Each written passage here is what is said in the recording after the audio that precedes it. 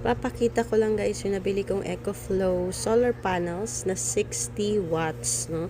Ang cute niya, para siyang libro. Dito, ito yung saksakan na kung gusto mong direktang mag-charge with the USB Type-C na charger. Tapos ito naman is, ito yung port papunta sa EcoFlow River Plus. Buksan na natin siya. Yan, see, para siyang libro. So, hindi siya kagaya ng ordinaryong panel na hindi ko alam, siguro para maging handy siya.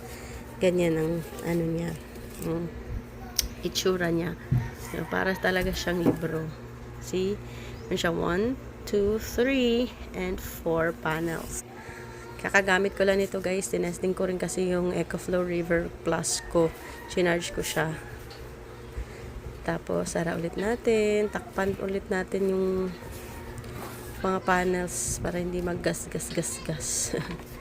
See, para talaga siyang libro. Ang dali niyang gamitin, ang daling dalhin. So, kahit saan tayo pumunta, ang dali lang niyang dalhin at isuksok kung saan. Diba?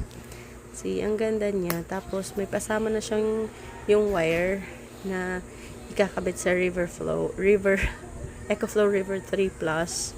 Kasama na yung wire niya dyan para ma-charge siya. Yan.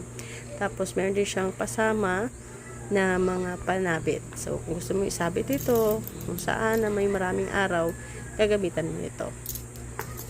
Thank you!